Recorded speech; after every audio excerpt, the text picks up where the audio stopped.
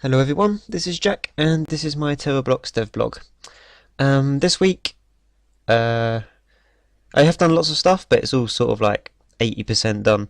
So I'll just jump in and show you and talk through the things I have been doing and show you where they are. Hope you enjoy. Actually, while I'm on this menu, I thought I'd just say that next week I'm going to actually try opening up the options menu and putting some stuff in there. At least for sound, music, and changing resolution and full screen and stuff, because I have to use them things a lot, and even I find it annoying going into the ini file all the time. So I'll add them next week. They won't be very nice, but they'll be there. Okay, so what have I done? Okay, so I've done a fix for the screenshot thing. I'll get out of that. So it still does the little pause, but it doesn't make you glitch anymore. It actually sort of pauses the game for a couple of steps and then resumes it by itself. So it's much smoother now, and it now loads trees in as mods and does it properly. And here's one I made. It's not very good, but it sort of shows off what I wanted to do if I had more space, because you can go inside it if you didn't keep getting caught and stuff. If I can find one of these trees somewhere else, there is a problem with them. It's mainly to do with like the size of their base, and it only checks where they're like 1 point to land, you know, to place it. But I'll talk about that later.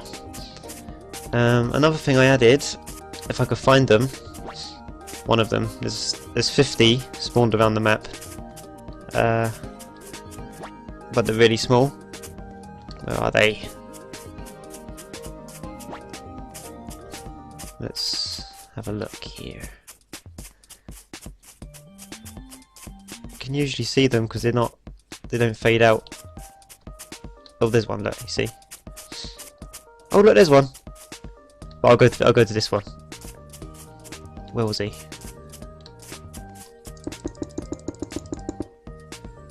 There's one. Let's get him down there. Right, the Terrabit. So I've been changing the system for the character model. So as you can see, he's only made of two basic shapes, which is blocks and planes. And this has always been the intention, because all like characters and monsters and stuff will be made out of these simple shapes, because you can pretty much do most things with them. Like even the cube, like the block, can be a triangle because you can just shrink its top face to like point to nothing. So you can do lots of shapes with it, and it still needs work. Like at the moment, I haven't put like his head is still the old head, and so is his feet, but his body and arms are the new system. And as you can see, they sort of work. They look exactly the same. And this, like the legs and the body are two different blocks, and the planes, like each arm is actually two planes, but they're sort of joined together. So you can create new planes, and you can also extend them with extra planes, if that makes sense. So you can have like different textures along what looks like just one plane, even though it's lots of them. But whatever, there's enough stuff there to build a Terrabit, and this only took like a few minutes, and it's only 3 lines of code to model all that. As long as you know where all the faces are and the texture, it's pretty easy to put these little shapes together. And at the moment he doesn't move or anything, he's just an idle blob, but I'll add animations next week as well, because it shouldn't be too hard. I mean, he uses exactly the same code as the character for like collisions and stuff, and I just took out the controls, so it's just a matter of adding in some random movement. And as you can see, the ears there are slightly darker. That's simply because there's no normal detection on it, so it doesn't do the lighting correctly. But I'm not too worried about that at the moment. I mean, it's pretty easy to fix. It's the same with the blocks actually, because they don't detect their faces, they just assume they're straight. So that's some stuff I need to fix. Oh yeah, and last week when I was showing you that, where it destroys the cube and I was placing stuff on top of the glass, you can no longer do that. So you can try as much as you like. You can hear me tapping my mouse. So yeah, you can try as hard as you like, and you can't place on top of like grass and flowers. I have been thinking of clicking through them as well, so instead of like clicking that flower you can go through there, but I don't know if I want to, because it doesn't make sense placing flowers like that if you have to destroy the, like if you just want to get rid of that, destroying the block underneath it doesn't make sense. I may somehow try to reduce their collision box though, that might work. Yeah.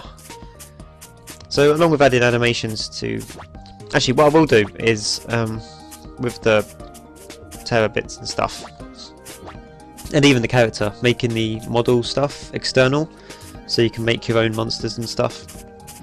Because like I said, it's only 3 lines of code to put it in there, and it's pretty much the same if it was a mod, because you just pass the same arguments as well as the texture.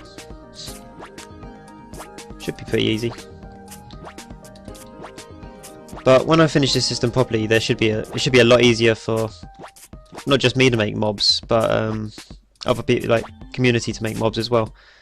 And that should lead to stuff. So like other than creative mode, the next mode I want to add is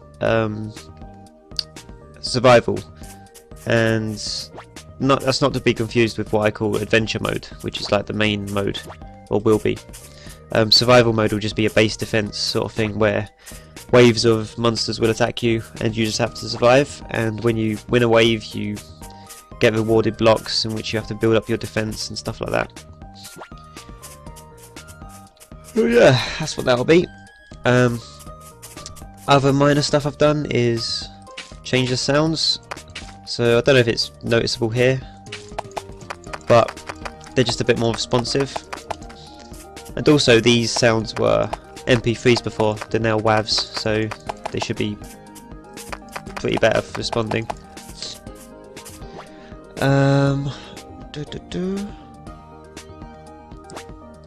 Jump sound effects has been shortened, but because I always thought it was weird because there was actually a delay between the sound playing and him actually jumping, but it's not major. I don't know if it's even noticeable.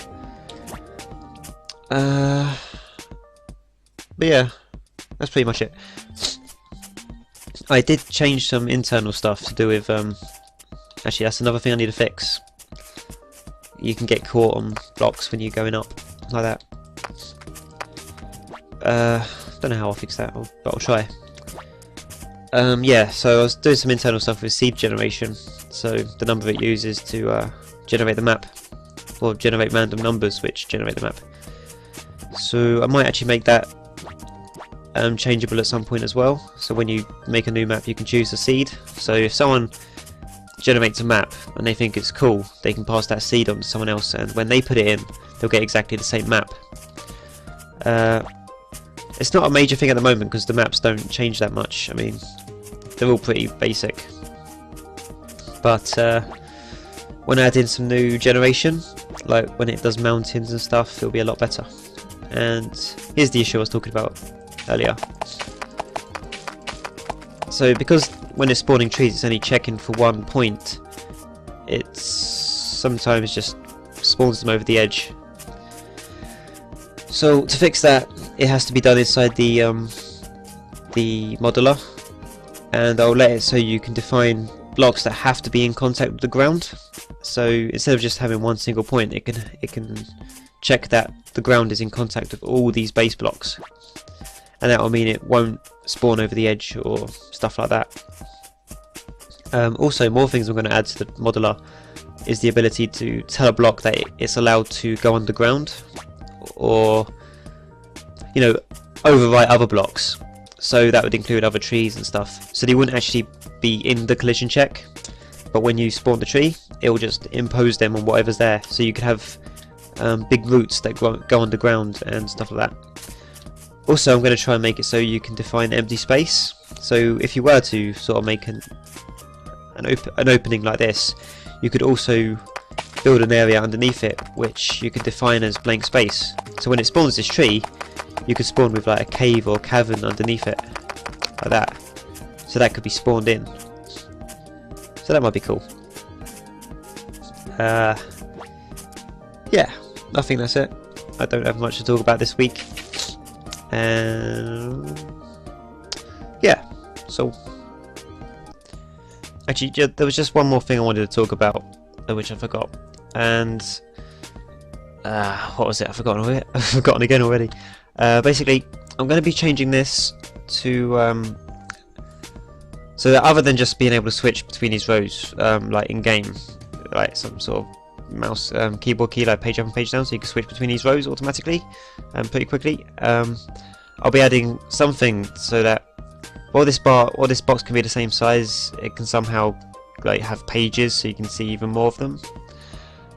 Because I'm going to fill this out quite quickly, and it will also have tabs up here. So other than just blocks, you'll also have mobs. So things like the Terrabit you saw a moment ago will just be able to you'll be able to place it yourself, and it will wander around and stuff. I don't know how you'll get rid of it, but that's your problem. And it'll also have stamps. Actually, I don't know if I'll call it stamps or brushes. I think stamps sounds better. But basically, a stamp is the same thing as a tree. It's a model made up of different blocks. So instead of just selecting one block to place, you can select a tree, and when you go boom, it will create that whole tree in that space. And it can do this for all the models, so not just all the trees, but future models like buildings you'll be able to place. I don't know how it will be compatible with its own collision detection, but maybe I'll just ignore it in that case, so you can build things that go over the ledge and stuff like that. How you'll get rid of it is a different matter as well, but yeah, I think it'll be good just to be able to place your own trees in locations and place your own mobs. And yeah, that was all I wanted to say. So yeah, that was stuff I've done this week, and I've already said what I'd do next week, but I forgot what it was. But other things that I need to look into are the tools that we use for modding at the moment. So I've already released like the character skinner and the true space modeler, which is what was used to make the trees.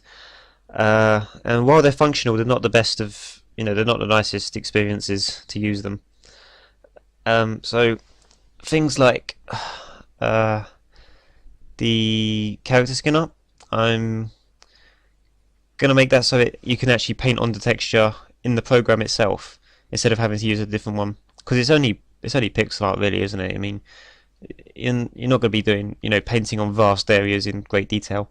So I'll do that, and with the tree modeler I'll make everything like nice icons, because at the moment you have to press all these different keyboard keys and it's all listed there in like just text. So it'll be nice to add some stuff to that, and also allow you to change the size of it, like the model you can use, because at the moment you're in a small fixed area. Well, I say small, it's not small, it's quite big, but even bigger than that. Mainly because trees need to splay out a bit more at the top to actually, feel really good. And add more blocks to it as well, like add all the different blocks, as well as the other things I said, like being able to determine what blocks actually have to collide with the ground and things like that.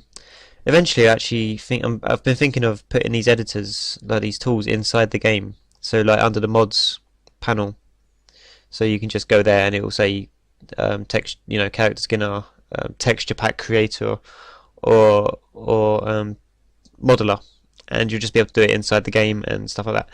And also the mod manager, I'm going to try and make that in game, and basically I want to completely reorganize the file system so that there's one folder you can just put stuff in and the game will automatically detect whether something new has been put in there or removed. So because at the moment you can just put files anywhere and there's no tracking of them. I mean, it's not really organized, so I think it's best to have a folder which says, okay, this is where all the editable game data goes. Then you have one in there which is just like your actual game data, which you shouldn't change. Well, you could, but you shouldn't. And then you have the modifications folder, which is the folder that will be automatically detected. So you can make copies of all the stuff that's in the main folder and put it in there and change it however you want, and that will automatically be detected. Actually, I'm not sure how changes will be detected. I might be able to get the date of the file, something like that. But basically, if you added a new file in there, it would be able to say, okay, I haven't seen this one before, but I know it's in there. I'll use that and give the player in-game a prompt that says, do you want to use this mod? And then it will just be marked down in the mod database and mod manager, and then tracked in some sort of database somewhere, just a big list of all the things that you've got in that folder. And so you can check next time. And that might take a while, but it'll be good to get all that out of the way, and it'll keep everything more organised. And especially with the tools stuff, like if I make the tools nicer, more people might actually start using them, and you get a lot more stuff going in the game that looks nice. So yeah, that's it. Sorry if I sound a bit breathy this week. I've got a little bit of a sniffle at the moment, but I've also got like some sort of chest pain, like I've got to pull a muscle on my rib or something. Keeps annoying me. But yeah, whatever. So thank you for watching, and see you next week. Bye.